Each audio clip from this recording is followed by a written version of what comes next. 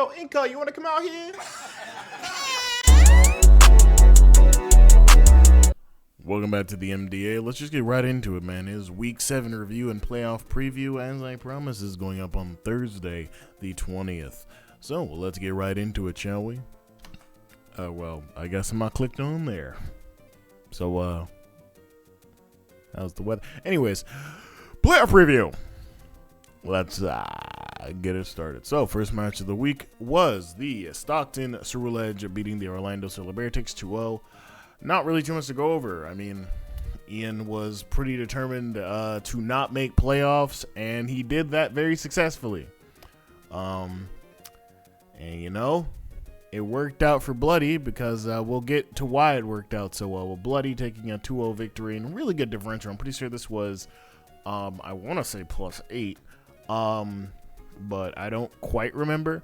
But it was really good. It was a really good 2 battles. I think that if you're watching it from the perspective of Bloody making playoffs, this definitely gives you not too much to work with because holy shit, he put belt to ass.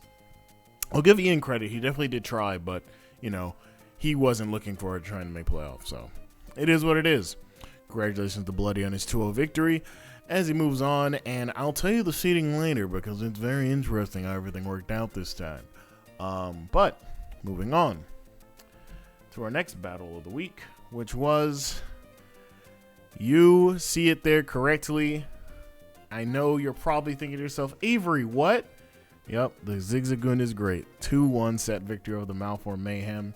There was a lot of trickery afoot, as we like to say. This is one of those sets you definitely should watch and look out for because holy shit, I was not expecting this result, but you know what? It is what it is sometimes. They got their first win, even though it's the last week of the season. It may not matter, but for respectability purposes, good job, Mark. I don't say it often to my friends and even my coworkers, but good job. Despite all that, this was a great 3-game set for both teams. I mean, honestly, Sandy was just kind of like, you know, just playing, man.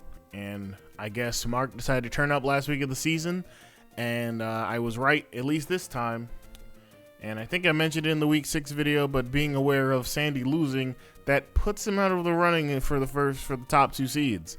So it is unfortunate it had happened like this last week of the season to get a week off, but you know, shit happens, and we're the shit who it happens to.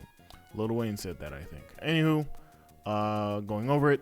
Mark brought the Buzzwole Goodra, Rillaboom, Clodsire Ditto, Mega Charizard Y, and Vaporeon, while Sandy brought the Dialga Origin, Ariados, Tinglu, Mega Gardevoir, Blacephalon, and Hisuian Avalugg. And realistically, like I said, this is a set you definitely want to watch. I know that I'm breezing through these a little bit because I do want to talk about the playoff matchups. But this definitely could have gone either way. And honestly, this is one of the sets you do need to watch. But congratulations to Mark on his victory. Let's move on to our next matchup of the week, which was the Texas Toedscruel beating the Flora Fluttermanes 2-1, which definitively put Texas into the playoffs. But because Orlando didn't lose, Flora didn't really need to win this game. Or at least didn't need to win this game as much. But it was still a good 3-game set. Texas opting to bring the Koraidon, Leavanny, Overquill, Mega Diancie, Entei, and Primarina, while Flora bringing the Mega Medicham, Meowscarada, Orthworm, Gastrodon, Hisuian, Goodra, and Darmanitan Galarian, or Galar, whatever you want to call it. Anywho, I want to say that this was a really good set. You know, both teams determined to win out the battle. Game 1 definitely was a bit, you know, better, but game 2 and 3, those are the defining battles. And honestly, it literally could have gone either way, and either team would have been the 5th or the 6th seed. You know, it would have just been flipped over for matchup purposes.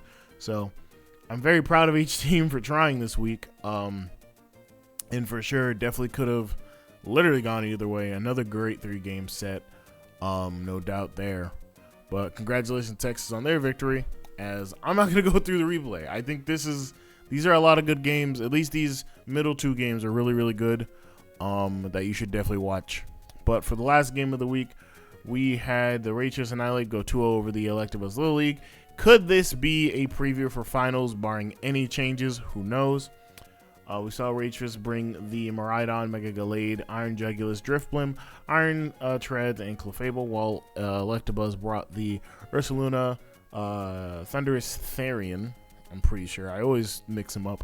Annihilate, Stack Attack, Tapu Bulu, Avalugg, and Mega Potential Man. Could have been a really good terrain war, but honestly, Primer came very ready for this game with the Mega Gallade and the Miraidon in that game too. And Iron Jugulus obviously putting up a lot of work, as it does sometimes. Definitely a good display of the prowess of being the top seed basically the entire season by Primer here. And, you know, while Oscar did indeed lose, it did not really do him any justice, because now that does also knock him out of making that top 2 seed, man. While securing the #1 seed is Primer, which congratulations to Primer on his 2-0 victory and securing that #1 seed overall, because, as I've been alluding to, that puts Bloody at #2. So, Rage Fist gets a week off, and so does the Stockton's to Rule Edges, so we'll see them next week in our round 1 or a quarterfinal preview and semifinal review. And then we see the Malfour Mayhem and the Electabuzz Little League hitting up the 3rd and 4th seed respectively, while in the 5th and 6th seed we have the Texas Toadscruel and the Flora Fluttermane. It was just enough of a differential for Ian to have slid out, but of course, since his record was worse, he was going to slide out anyway. And while Zigzagoon did get their first win, the differential is far too much of a margin. Before we continue, let me tell you about the changes to each team on this screen, because there's quite a few. Well, really not quite a few. There's only a few, you know what I mean? So, Primer and Bloody did not make any changes. Sandy dropped Blacephalon, Mega Gardevoir, and Ariados for Rabombi, Pecharunt, and Mega Camerupt, which you will see. You'll see it on the matchups, don't worry. Electabuzz Little League, Oscar dropped the Mega Beedrill for Grimmsnarl, Taboo for Rillaboom, and Annihilate for... Excuse me, Jesus, for Mega Salamence. QXP decided to go ahead and drop Rotom Heat for Crobat, while Panchers dropped Yanmega for Ditto and Gastrodon for Snorlax. So, with that being said, we see Rillaboom coming into play again, and Ditto and Snorlax coming back into play, which is very important, probably. The lower seed that moves on will be playing Primer, while the other one will play Bloody. So, very, very interesting stuff. And just for my own sake here, I want to go and tell you that Bloody got the kill leader with King Gambit at 24 and 4. Sandy had the Dialga Origin with the total most kills at 27, but 10 deaths, so second place. And in third place was a tie. Oscar had Deoxys attack with 18 kills and 4 deaths, while Bloody had Ogerpon Wellspring at 21 and 7. So, really good stuff here. Jugulus missed out on third place by 1 whole kill. Very good stuff for a lot of teams. But let's talk about these playoff matchups, because that's the important part here, at least to me. So, the Texas Toadscruel and the Malfour Mayhem will be playing. This is pod racing. So we see the Crobat, we see the Pecharunt, Mega Camerupt, and Rabombi. Let's go over each team. Texas decided to go and ban Dialga Origin, and Koraidon was banned by Malfour Mayhem. So let's go over this piecemeal style. This will take a little bit, or at least just as long as I think it should.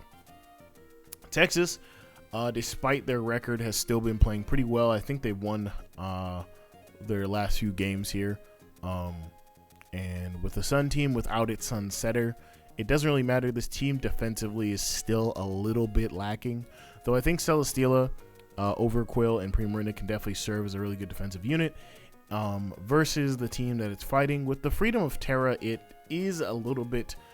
It's hard for me to judge how well this team can actually do genuinely, because you never know with something like Celesteela, Primarina, and Overquill, finding things like Kilowattrel, Arceus Bug, and now the addition of Rabombi and Mega Camerupt, we can definitely see some interesting mode switches here. So these 3 Pokemon are going to be paramount to this matchup, just because Pecharunt definitely would love to be here, but has to deal with Celesteela, which is unfortunate. And while it can definitely beat up on Primarina, Overquill can definitely overshadow, no pun intended, Pecharunt, and can definitely serve as a really good wall. That being said, I believe this is a really good game for Great Tusk. I think that getting Pecharunt and Mega Camerupt can be a little bit problematic. while Mega Camerupt cannot. Terra Petron can, and it can definitely be whatever it wants to be, of course, but having to avoid Great Tusk like the Plague is going to be a little bit troublesome because a lot of this team does not want to take ground or fighting moves unless you're RC's Bug, of course, and even then, Rabombi can, but it really doesn't want to. This game's going to come down to a lot of speed and a lot of mode switches, so essentially Crobat being here could be very nice with Tailwind and Super Fang for the Texas Toedscruel, which could actually make a very big difference in how this team goes about trying to win the game.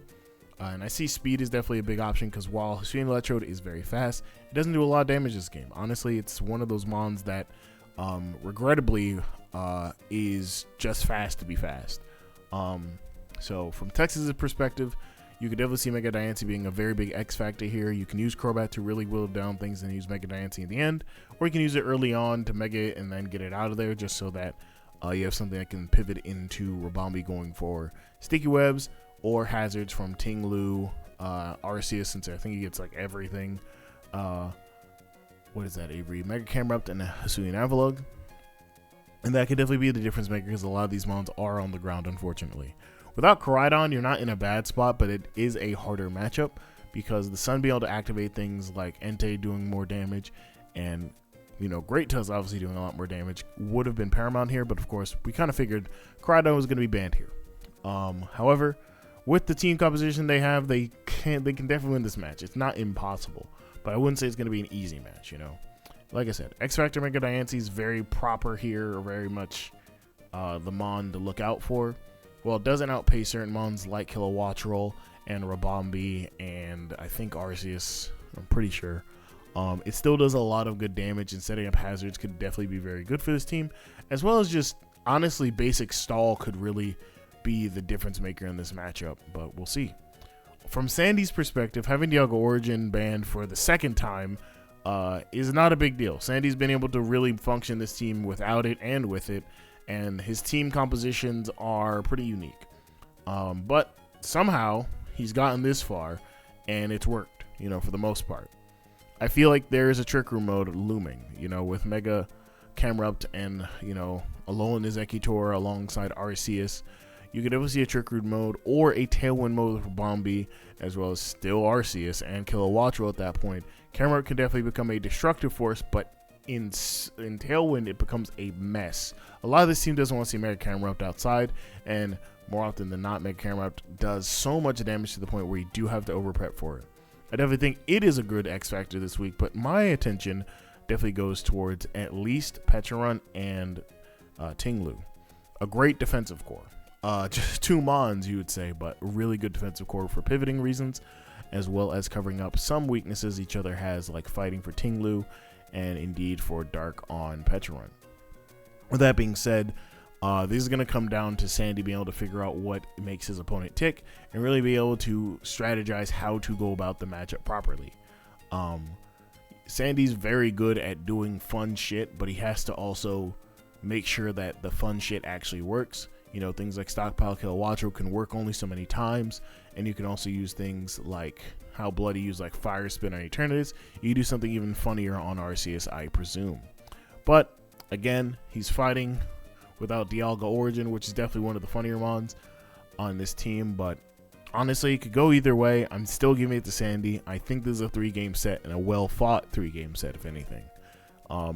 Regardless, I think Texas, if you win this, hey, that's better for you, because then Koraidon can't be banned next week, and that makes this team infinitely better. But Sandy winning and being able to use Dialga Origin again basically puts Kilowattrel on a timer of being banned, or Arceus Bug, but I really think Kilowattrel and Ting-Lu and Mega Camerupt are very impactful mons. Expect to see a lot of hazards this week, or at least webs at the minimum, and at the maximum, more than enough hazards. We're definitely going to see a lot of defensive positioning in this game. Or at least in this, je ne sais quoi, in this set. So, good luck, guys. Give it your all. Let's move on to the next matchup, which is the Flora Fluttermanes and the Electabuzz Little League. Once again, let's do it how I do it. Galarian Darmanitan, was banned on Flora's side, while on Electabuzz's side, it is the Access attack. On Flora's side, this is a very winnable matchup.